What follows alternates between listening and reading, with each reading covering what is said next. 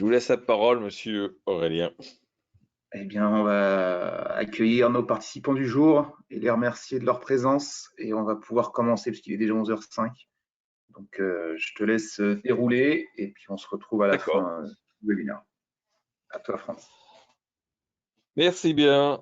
Bonjour, je suis Franz Duboissé, consultant RH, ancien DRH dans divers secteurs comme le service, le commerce, le BTP et entre autres responsable de la hotline sociale pour vous servir sur ma solution paye et RH pour les entreprises qui cherchent un soutien et un accompagnement dans leurs décisions pendant la gestion concernant la gestion de leurs ressources humaines. Bien, merci d'être présent. Aujourd'hui, nous allons nous arrêter sur le licenciement pour faute, acte important qui peut être très traumatisant pour l'entreprise ou être une simple anecdote. De toute façon, il faudra suivre très précisément la procédure légale en évitant les pièges qui vous amèneront immanquablement devant les prud'hommes ou au moins en position faible pour négocier. Ne tardons pas et analysons rapidement la situation. Avançons la présentation ici.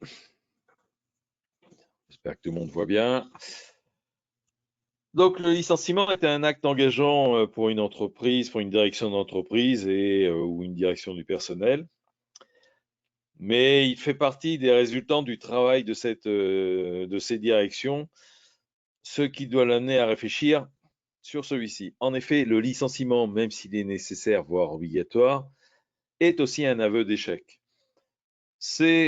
Cet échec peut avoir plusieurs sources, hein. Échec lors du recrutement, échec dans l'intégration, la formation au poste, échec du management, échec dans le suivi au quotidien, échec que l'on aurait peut-être pu éviter si nous avions été plus attentifs lors des entretiens annuels ou plus à l'écoute des salariés et de la hiérarchie.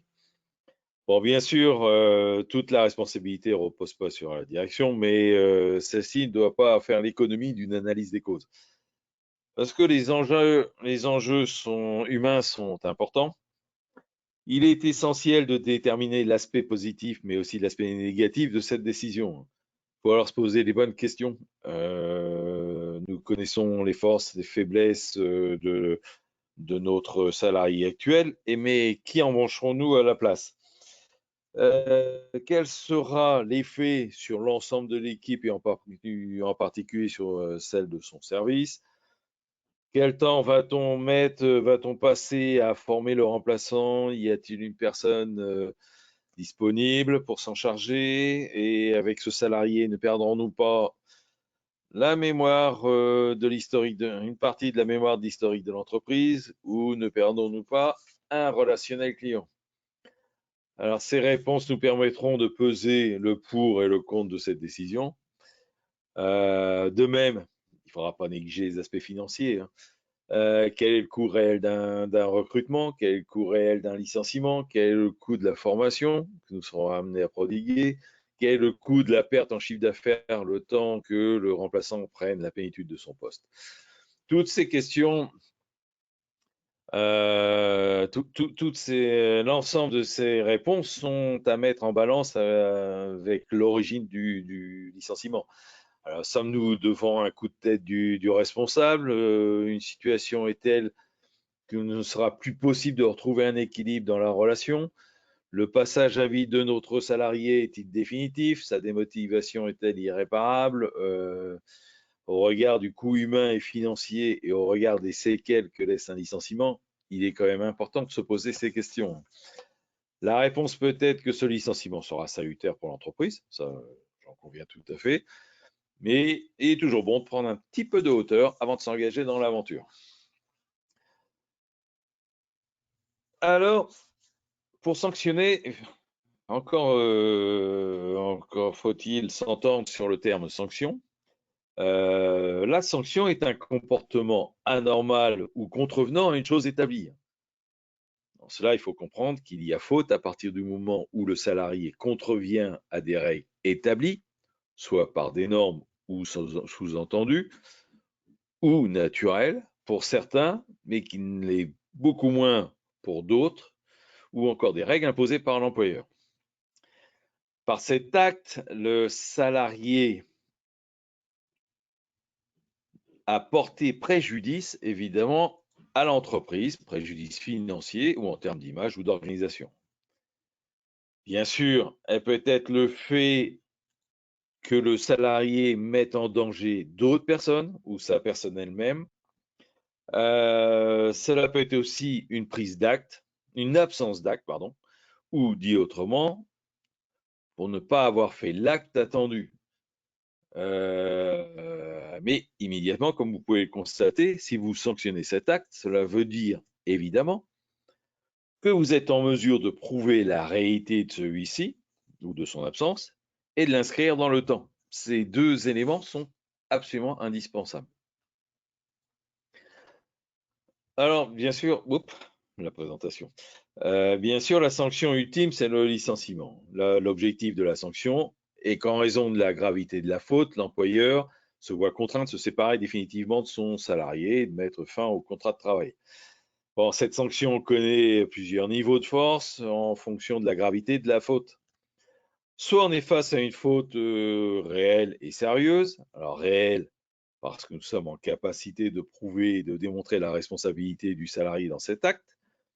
La preuve peut s'obtenir par des témoignages de personnes établissant une attestation en bonne et due forme, qu'on verra plus tard.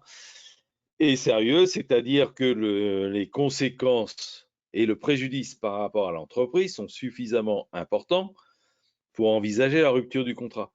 Ça veut dire qu'une faute peut être avérée, mais avec un préjudice tellement subi, tellement nul, qui ne peut entraîner un licenciement d'une personne. De même, si nous sommes dans l'incapacité de prouver la faute du salarié, malgré le fait que les préjudices soient clairement établis, le licenciement ne sera pas possible. Donc, face à cette faute toujours réelle et toujours sérieuse, mais d'une telle gravité qu'elle rend impossible la poursuite du contrat de travail, même pendant le préavis, l'employeur dispose alors d'un licenciement pour faute grave. Ce licenciement se met en œuvre dès la connaissance de la faute, évidemment, et s'accompagne d'une mise à pied à titre conservatoire jusqu'au terme de la procédure, que l'on reverra un petit peu plus tard. Enfin, dans des cas extrêmement rarissimes, la faute peut avoir été commise avec une volonté de nuire à l'entreprise ou à son dirigeant. Alors, généralement, oh là, je suis allé bien trop vite, excusez-moi pour la présentation, on va revenir un peu en arrière. Excusez-moi. Généralement, la procédure de licenciement pour faute lourde s'accompagne d'une procédure de dépôt de plainte contre le salarié. Nous sommes ici dans des situations d'une gravité extrême, un type détournement d'argent, violence extrême, injure ou accusation publique non fondée, dans le but de porter atteinte à l'entreprise ou à son dirigeant pour fraude de façon extrêmement grave et pérenne. Un vol, si ce n'est pas une faute lourde en soi, il devient lourd si le but était de faire perdre, je ne sais pas, de la trésorerie, mettant en cause la survie de l'entreprise, etc. Donc ce licenciement pour faute lourde est particulièrement rare et particulièrement délicat à mettre en œuvre et n'a pas un intérêt financier fou vis-à-vis par rapport à la faute grave. On est plus là dans un problème de principe et d'ego quand on installe un licenciement pour faute lourde.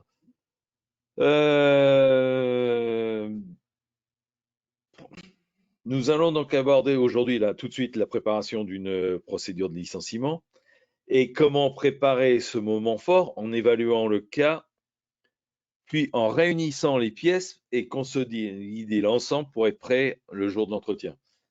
Donc réunir les pièces, c'est une étape importante dans la procédure parce qu'elle vous assurera de prendre la bonne décision. D'expérience, nous commençons maintenant, les pièces arriveront plus tard, mais attends, promis juin, t'inquiète pas, je les enverrai. se révèle souvent, voire très souvent sans lendemain. Un tien valant mieux que deux tu l'auras. Je vous conseille fortement de faire le forcing pour avoir l'ensemble des pièces avant de démarrer la procédure. La pression par urgence n'est absolument pas efficace et aboutit généralement à un échec. Réunir les pièces commence par réunir les témoignages, comme on a dit, les explications de la hiérarchie, ce qui oblige à creuser les affirmations faites, sans prendre pour argent comptant tout ce qui est dit. À ce moment-là, votre attitude peut s'apparenter à celle d'un juge qui ne connaît pas l'environnement, qui ne connaît pas les personnes, ni les causes, ni la réalité des faits, et qui malgré tout doit se positionner sur ce qu'on veut bien lui dire. De ce fait, il s'interroge, il analyse la pertinence de ce qui est dit, il confronte les points de vue.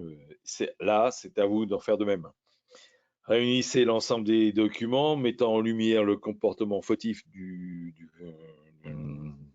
salarié.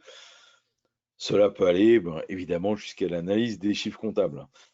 Enfin, bon, tentez d'en tenir dès maintenant, parce que là, il faut battre le fer tant qu'il est chaud, ça c'est absolument évident, les attestations des témoins et des personnes concernées. Cette attestation, elle est extrêmement normée, elle doit se faire d'une manière manuscrite au dos des copies des pièces d'identité. Depuis, ça doit contenir des éléments bien précis, le nom, prénom, adresse, date et lieu de naissance, lien avec les personnes concernées et le témoignage. Elle doit obligatoirement indiquer que cette attestation est établie en vue de sa production en justice et que son auteur a connaissance qu'une fausse attestation de sa part l'expose à des sanctions pénales. Ensuite, évidemment, il faut la date et la signature. Pour mémoire, il existe un CERFA, le numéro 11527-02, que vous trouverez sur le net ou sur notre site. Une fois réuni l'ensemble des documents, il est nécessaire donc d'en faire la synthèse et d'en faire ressortir l'essentiel. Quand vous aurez fait ce travail, vous aurez quasiment rédigé votre notification. Ensuite, il faut préparer son entretien. Grâce au travail que vous avez déjà fait, vous pourrez jauger de la solidité des faits. Ayez toujours en perspective que vous aurez à assurer le suivi du dossier s'il va en contentieux. Alors, facilitez-vous la vie dès le début du travail. Ça sera beaucoup plus facile pour vous après. Priorisez les éléments que vous allez retenir pour le licenciement.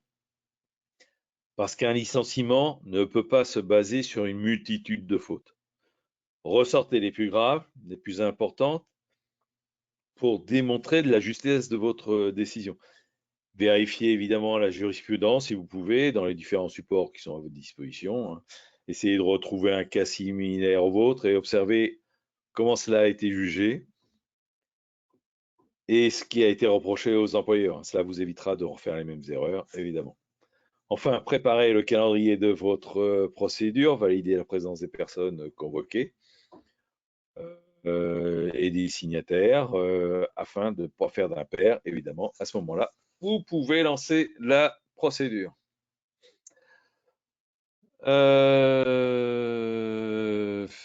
Allez, tu veux pas passer à la suivante? Si, tu vas passer à la suivante, regarde. Donc, dans certaines situations graves, voire dangereuses, il est nécessaire de prendre des mesures de sauvegarde. Alors, par exemple, en cas de violence extrême de la part d'un salarié, il est de votre devoir d'assurer la sécurité des autres salariés en excluant de l'entreprise et sans attendre le salarié dangereux.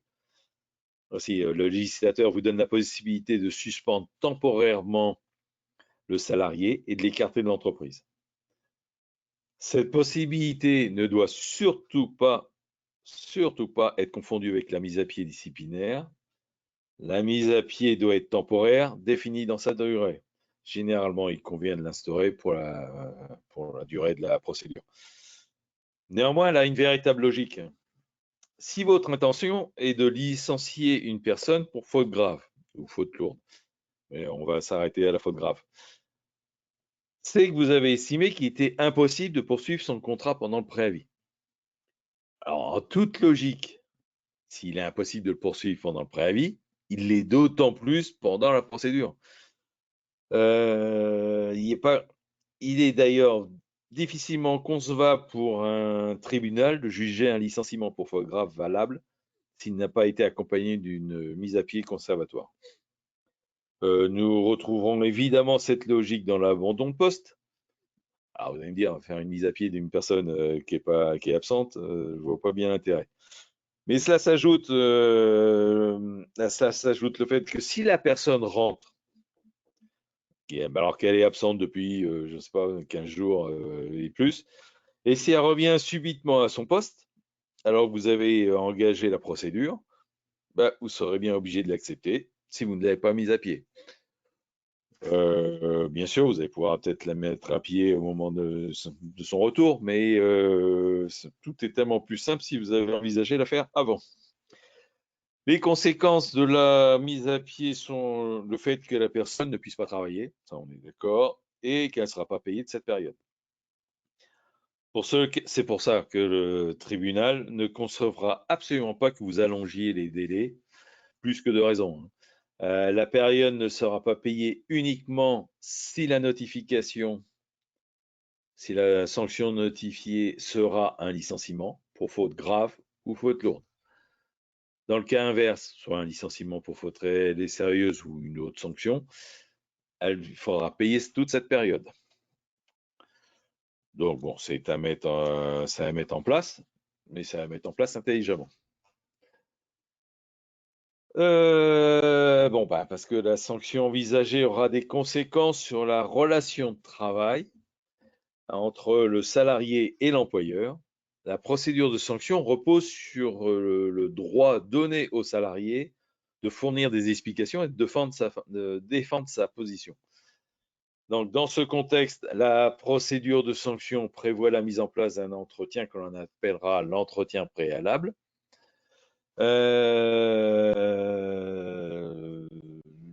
Avant que l'employeur ne prenne sa décision. Pour cela, vous avez l'obligation de convoquer le salarié à cet entretien par lettre remise en main propre ou par lettre recommandée avec accusé de réception. Cette obligation, elle est donnée par l'article L 1232-2 du Code du travail qu'on va la retrouver de nombreuses fois dans cette présentation.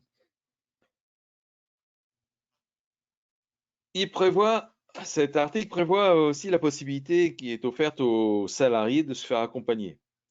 Alors, cet accompagnement ne peut être fait que par une personne appartenant obligatoirement à l'entreprise, si l'entreprise a un CSE, ou un conseiller du salarié, ou un salarié de l'entreprise, si l'entreprise n'a pas de CSE. Donc, conseiller des salariés, c'est des personnes qui sont désignées par le préfet.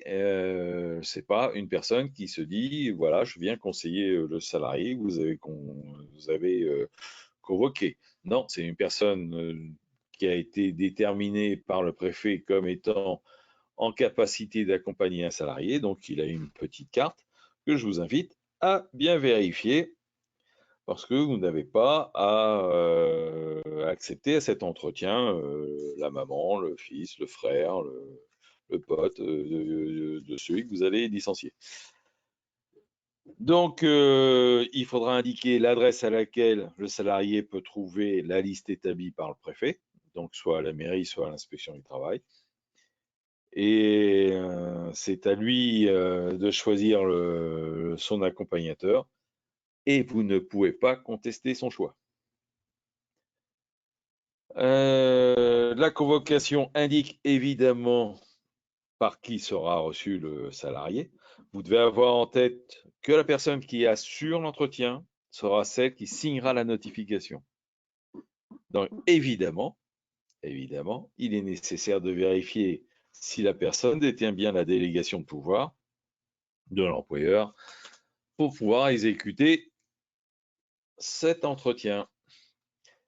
Si nous restons dans la logique d'une démarche contradictoire, votre choix de responsable de l'entretien même si vous êtes propre, devrait assurer une certaine neutralité afin que le salarié puisse s'expliquer librement et que le responsable de l'entretien puisse faire la part des choses et prendre une décision en ayant pesé les arguments de chacune des parties.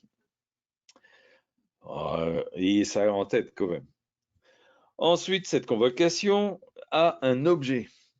Et l'objet de la convocation est convocation à un entretien préalable à sanction pouvant aller jusqu'au licenciement.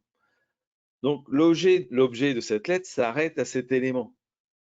Vous devez en aucun cas aller au-delà de cette limite, mais la précision d'un éventuel licenciement est obligatoire pour envisager le licenciement. Si vous n'avez pas dans votre convocation prévu que ça pourrait aller jusqu'à un licenciement, vous ne pouvez pas l'envisager.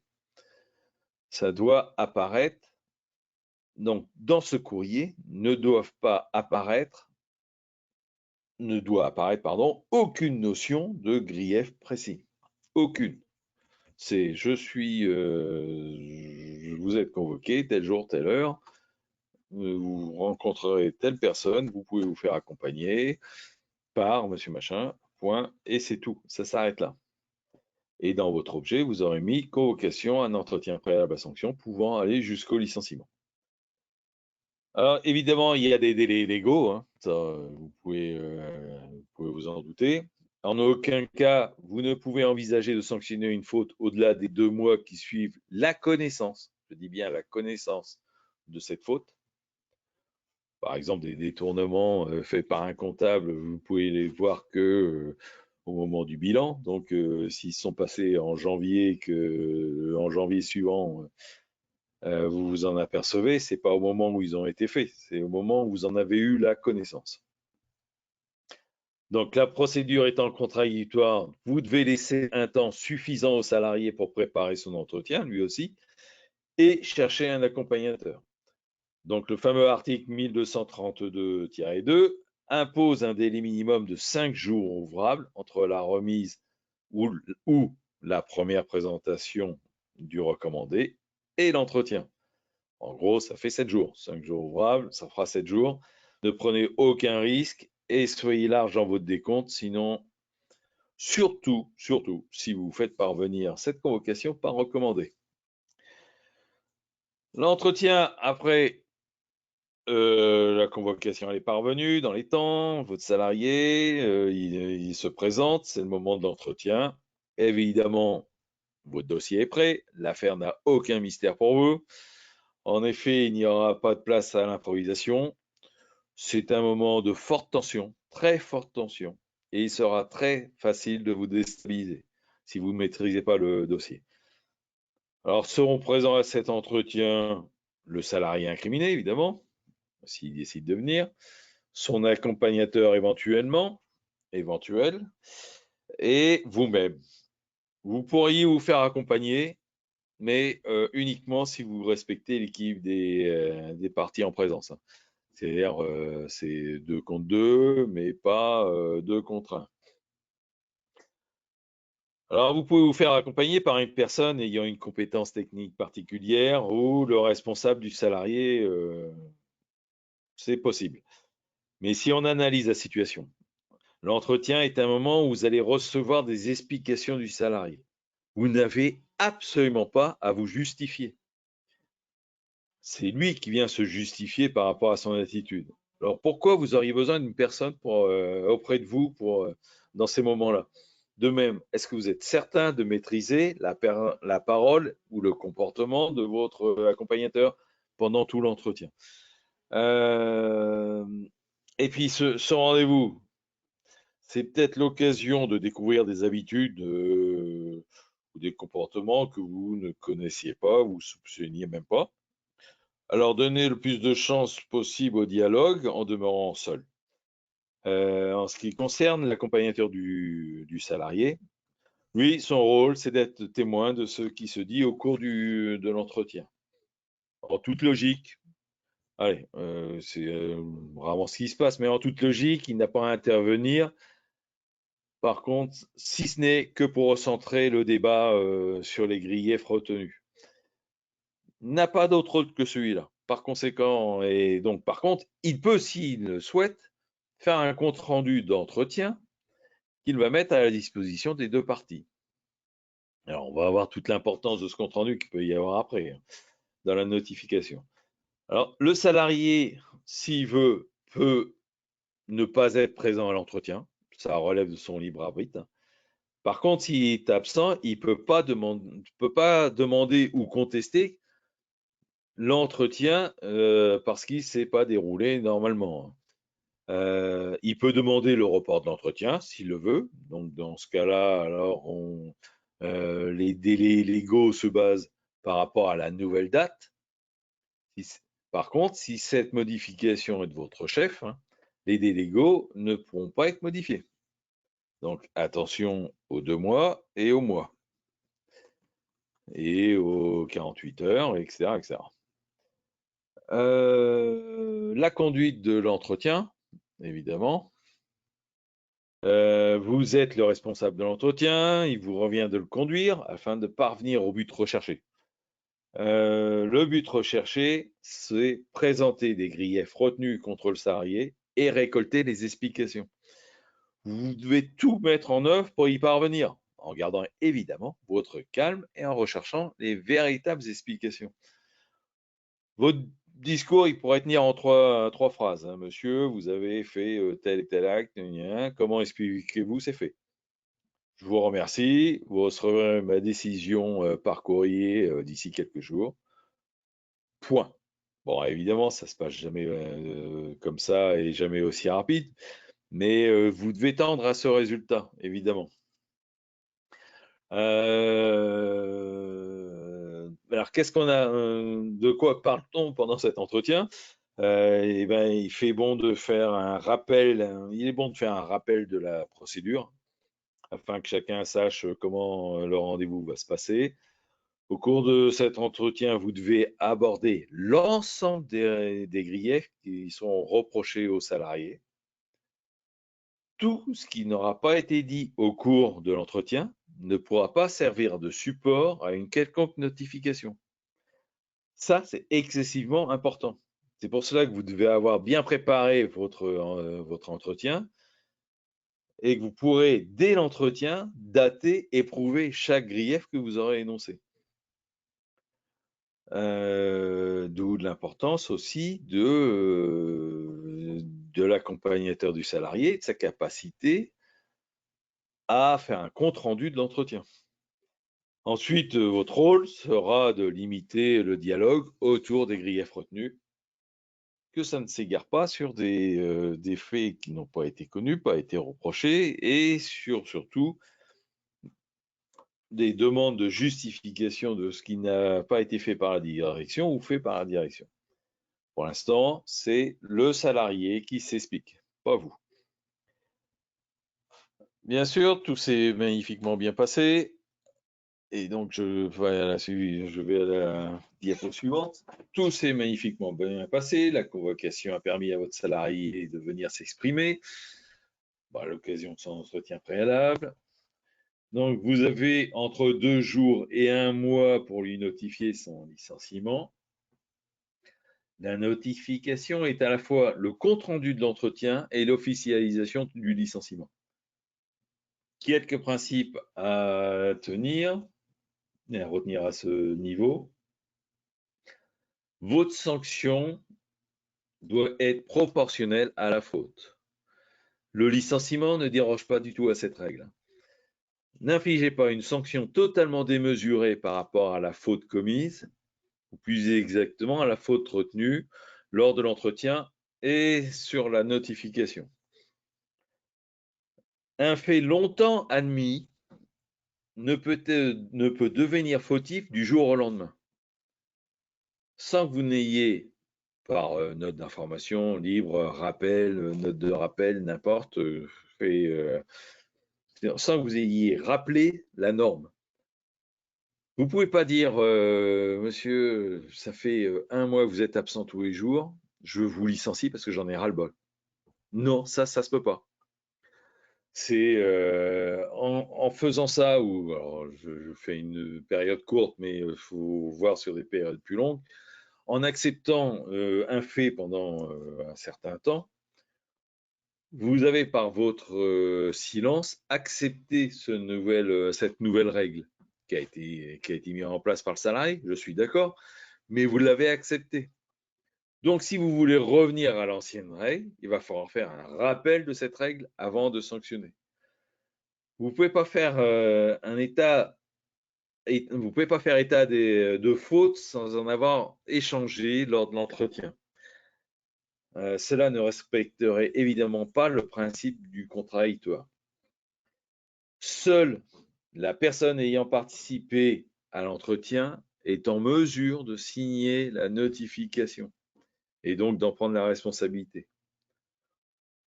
Autre principe, une même faute ne peut pas être sanctionnée plusieurs fois.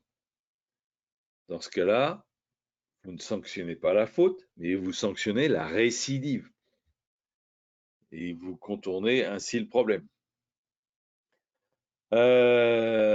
À partir de ces principes, vous pouvez produire une notification dans les règles. La règle est que vous devez rappeler dans quel cas vous vous situez. Ici, nous agissons sous couvert de l'article L 1232-1 et suivant du Code du travail. Vous rappelez si le salarié était présent ou s'il était accompagné en donnant évidemment l'identité et le mandat de l'accompagnateur, s'il en a un. Vous faites état des griefs retenus contre le salarié, évidemment avec les griefs, le préjudice subi par l'entreprise. Ces griefs sont évidemment particulièrement précis et sont des faits et pas des impressions ou des supputations. Ils sont datés, circonstanciés. Il est essentiel d'être précis tant dans la rédaction que dans la construction de votre récit. Une fois exposé et l'explication, il est essentiel donc d'être précis. Et une fois exposé et les explications du salarié rappelées, parce que évidemment c'est du contradictoire et vous devez présenter le fameux contradictoire, il est temps, alors à ce moment-là, de dire clairement que le licenciement est envisagé, quel type de licenciement, faute sérieuse, faute grave, faute lourde, et les conséquences de cette décision. C'est-à-dire, est-ce qu'il y a un préavis, pas de préavis, indemnité, pas d'indemnité, sort des jours de mise à pied à titre conservatoire s'il y a lieu, etc., etc. Enfin, vous devez informer le salarié dans cette notification de sa possibilité de demander des explications sur le motif de son licenciement. Ainsi que les délais légaux, c'est-à-dire 15 jours pour demander, vous avez 15 jours pour répondre. Ça, vous devez le faire automatiquement. Enfin, le signataire, et je rappelle que seul le signataire est dépositaire du pouvoir disciplinaire. C'est lui qui peut conclure la procédure. Et donc, c'est aussi lui qui a conduit l'entretien. Tout ça, on est dans une certaine logique. Bien sûr, alors, qu'est-ce qu'il en est de ce fameux préavis? Bon, selon le type de licenciement, l'employeur est contraint au préavis ou non. Alors, votre licenciement est un licenciement pour faute grave ou pour faute lourde, il n'y a pas de préavis. Et le terme du contrat est la première présentation de la notification. De même, aucune indemnité de licenciement n'est due. Mais si votre licenciement est un licenciement pour faute réelle et sérieuse, la durée du préavis dépend de l'ancienneté du salarié. Si celui-ci a une ancienneté de moins de 6 mois, bon, lui, il a fait fort. Hein. Si au bout de 6 mois, vous êtes obligé de les licencier, un, lui a fait fort. Deux, vous n'avez pas fait fort au moment de la période d'essai. Cette décision peut être déterminée par la durée, pardon, pas la décision. La durée peut être déterminée par la convention collective, mais en l'absence de dispositions particulières, il n'y a pas de préavis.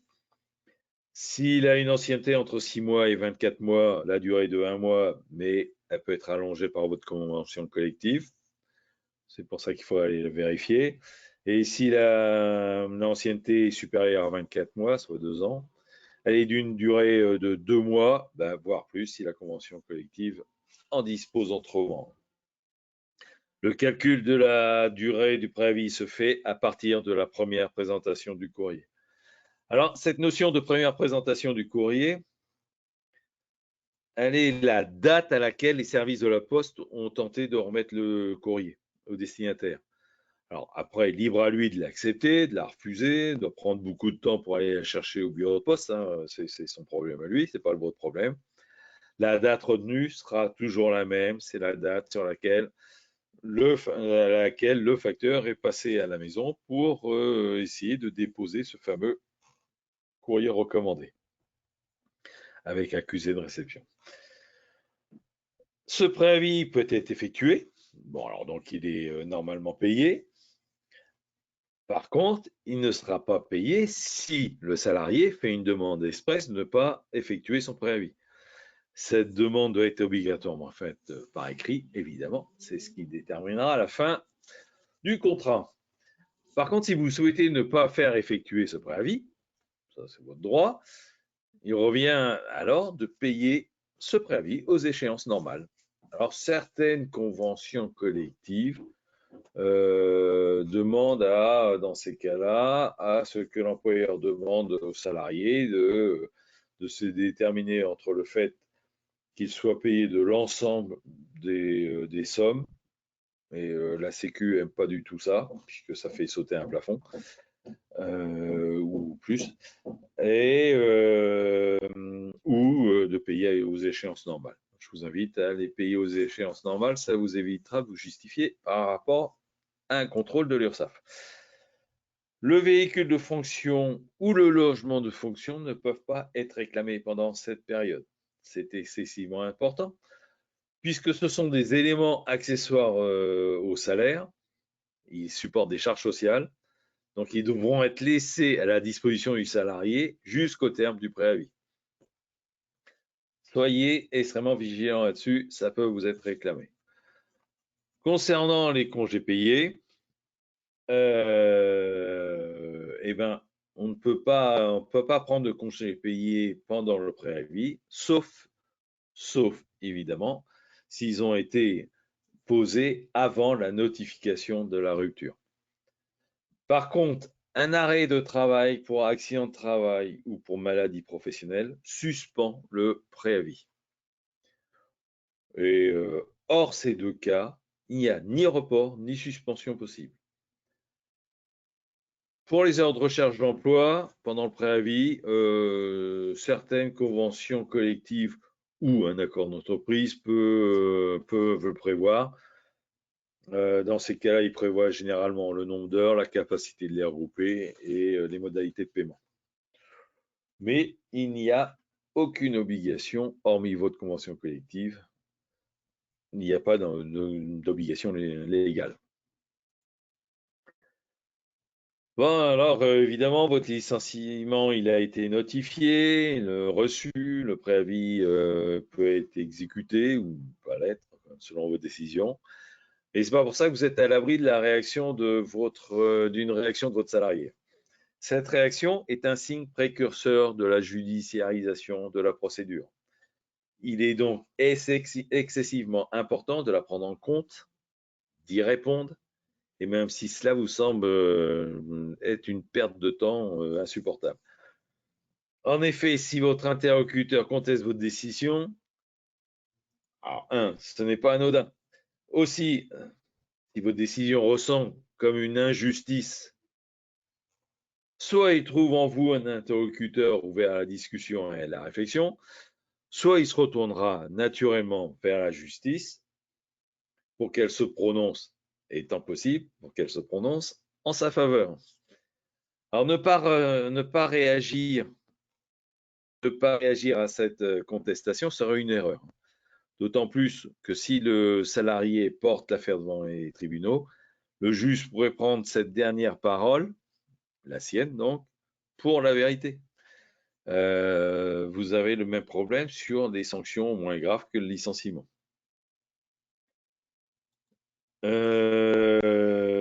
Si vous avez reçu une contestation, qui dans une très grande majorité des cas est argumentée, et si vous n'y répondez pas, on traduira ça naturellement que vous êtes d'accord avec ce qui a été dit ou écrit. En toute logique, cela n'est pas exact, ou alors il convient d'écrire si c'est exact, c'est raté. Par contre, si c'est pas exact, il convient d'écrire pourquoi. Sinon, franchement, revenez sur votre décision. Le risque est que cela aboutisse évidemment à un aller-retour d'arguments redondants. C'est pas toi, c'est moi. Non, c'est pas moi, c'est toi. Aussi, il faut tout de suite terminer votre premier et dernier courrier en informant que cet échange sera le dernier de votre part et que vous maintenez votre décision en l'état. Ça clôt votre dernier courrier. Dernière réponse argumentée, évidemment. Elle sera définitive, quelle que soit la suite donnée par votre ancien salarié. Les autres, vous n'êtes pas obligé de répondre. Sachez que, mais alors surtout ayez en tête, là, faut surtout pas oublier, sachez que votre destinataire des différents courriers, dans ce cadre, sont tout autant pour le salarié que pour le juge qui pourrait être amené à se prononcer sur la légitimité de votre procédure. En effet, de toute façon, vous retrouverez vos documents dans les pièces du dossier fourni au juge, soit par le salarié lui-même, soit par votre avocat. Donc, alors, chacun de vos écrits, chaque argument, chaque réponse doivent être travaillés avec précision et dans le respect de votre interlocuteur. Soyez extrêmement exigeant à ce niveau-là. Bon, rapidement, parce que j'ai été extrêmement long aujourd'hui, si la personne licenciée avait une clause de non-concurrence dans son contrat de travail, deux solutions s'offrent à vous. Soit vous maintenez la clause de non-concurrence, alors donc il faudra mettre en place l'indemnisation prévue, soit l'indemnisation au terme du contrat, mais ça c'est pas génial et c'est typiquement pas bien réfléchi, soit périodiquement en fonction des éléments de votre clause, c'est de façon telle que vous l'avez définie dans votre contrat de travail. Si vous ne maintenez pas cette clause, vous devez le faire en fonction des conditions édictées aussi dans le contrat de travail que vous avez établi ou la convention collective si elle le prévoit. Et pour plus de sécurité, je vous invite à faire ça au plus tard, au jour de la fin effective du contrat de travail. Et vous devez l'informer le salarié de la levée de la clause de non-concurrence évidemment, par courrier recommandé avec AR. Si la renonciation n'était pas prévue dans le contrat de travail, bon, vous pouvez essayer de faire signer un avenant pour modifier ça, mais quelque chose me dit, ou alors il est extrêmement intéressé de trouver, il a déjà trouvé un boulot et il le signera. S'il n'a pas trouvé de boulot, il ne vous le signera pas. Que se passe-t-il si vous avez oublié l'existence même de cette clause?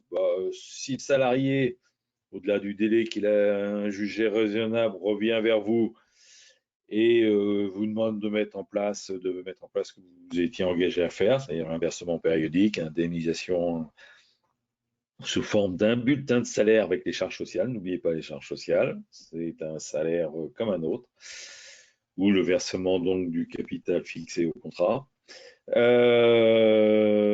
Soit le salarié attend un peu la fin des versements de ses allocations chômage, puis va réclamer devant les tribunaux les sommes non versées, une indemnité évidemment de compensation du préjudice subi, parce que vous l'avez mis dans l'impossibilité de retrouver un travail par cette clause.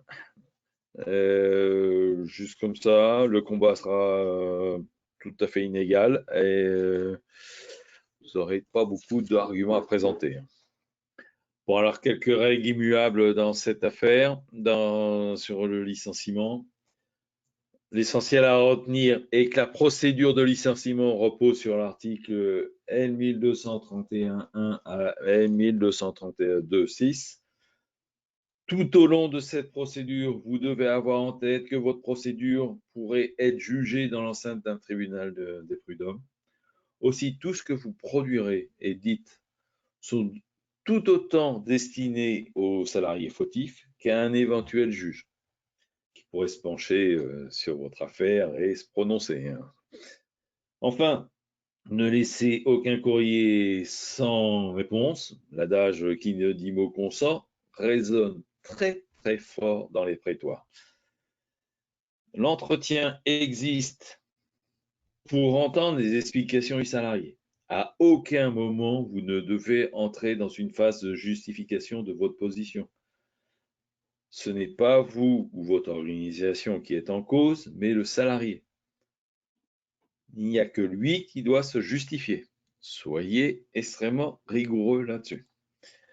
À aucun moment, et même si l'accompagnateur, si le salarié ou l'accompagnateur, vous savez, au moment où on se lève, on dit au revoir, on se quitte,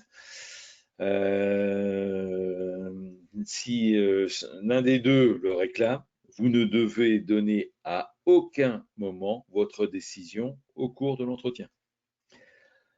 C'est exclu. Vous avez 48 heures pour réfléchir. Style la nuit porte conseil, hein, ça vient de là.